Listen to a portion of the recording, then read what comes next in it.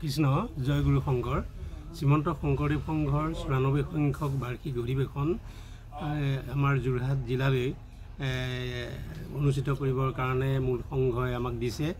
আমি এই অধিৱেশনখন পাতিবৰ কাৰণে যোৰহাট জিলা শাখাই আজি ৪-৫ বছৰ আগৰ পৰা আমি মানসিকভাৱে প্ৰস্তুত হৈছোঁ আৰু যিবিলাক যাৱতীয় কাম সেইবিলাকৰ কাৰণে আমি পৰিকল্পনা কৰিছিলোঁ আৰু যোৱা ৰঙিয়া অধিৱেশনত আমাৰ যি পবিত্ৰ পতাকা এই পতাকা আমি গ্ৰহণ কৰিছোঁ আৰু গ্ৰহণ কৰি আনি আমি জিলা শাখাৰ নামঘৰত আমি ৰাখিছোঁ আৰু সময়ত আমাৰ ইয়াত পতাকাটো আমি উত্তোলন কৰিমহি আৰু লগতে আমাৰ ইয়াত আমি এই ৯৪ সংখ্যক অধিৱেশন ভাগ এই মৌবন্ধাৰ এৰালতলীৰ পথাৰতে আমি স্থানটো নিৰ্বাচন কৰিছোঁ আৰু এৰালতলীৰ পথাৰৰ পৰাই আমি সকলো ভকত বৈষ্ণৱক আমি আহ্বান জনাইছোঁ আৰু সকলো ভকত বৈষ্ণৱক আমি আমন্ত্ৰণ জনাইছোঁ এই অধিৱেশন ভাগ সফলভাৱে ৰূপায়ণ কৰিবৰ কাৰণে সকলো দিশত সহায় সহযোগিতা আগবঢ়াবৰ বাবে ইতিমধ্যে আমাৰ ওচৰ চুবুৰীয়া জিলা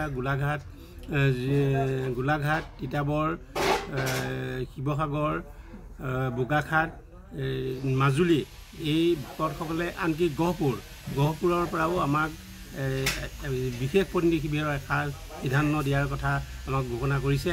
লগতে তিতাবৰে কৰিছে আমাৰ মূল সাজ আৰু আমাৰ গোলাঘাটে কৰিছে মূল সাজ, ধনশিৰে আমাৰ এটা জলপান আৰু লগতে মাজুলীয়ে আমাক এটা জলপান, এনেধৰণৰ তেখেতসকলৰ খাদ্য অনুসৰি আমাৰ এই অধিৱেশন ভাগ সাফল্যমণ্ডিত কৰিবৰ কাৰণে আমাক প্ৰতিশ্ৰুতি দিছে আৰু তেখেতসকলে অকল দ্ৰব্য বা সেয়ে নহয় কাম কাজ কৰিও এই অধিৱেশন ভাগ সফল কৰিবৰ কাৰণে আগ্ৰহী হৈ আমাৰ ইয়াত লগত সহযোগিতা কৰিছে।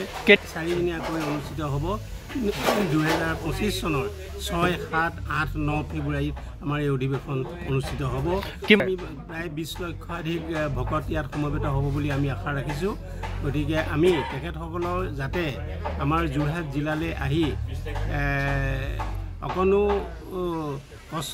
কষ্ট নহ'বৰ বাবে আমি বিভিন্নভাৱে আমি প্ৰস্তুতি চলাবলৈ অসমৰ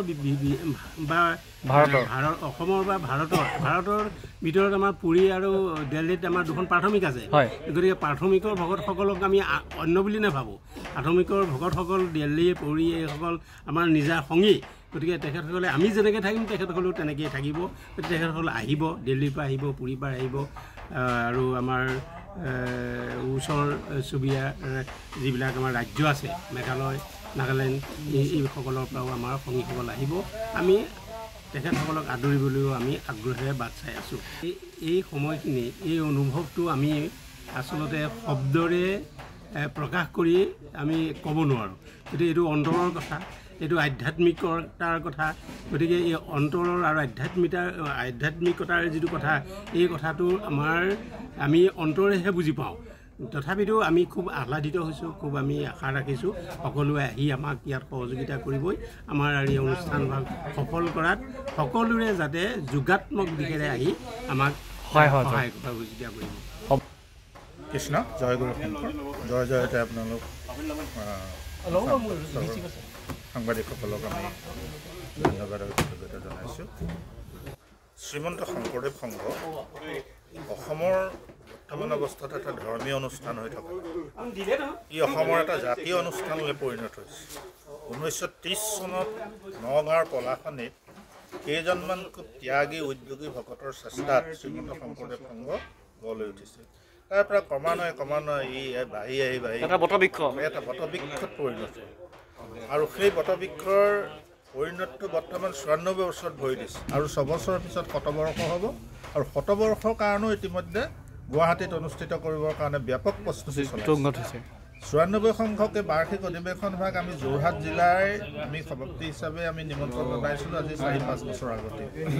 গতিকে তেতিয়াৰ পৰা আমাৰ চিন্তাত মগজুত এটা কথাই আছে যে যোৰহাটত আমি সৰ্বাংগ সুন্দৰ এখন অধিৱেশন যাতে পাতিব পাৰোঁ, তাৰ কাৰণে আমাৰ কিন্তু চেষ্টা প্ৰাথমিক পৰ্যায়ৰ পৰা জিলা পৰ্যায়লৈকে অব্যাহত আছে। যিহেতু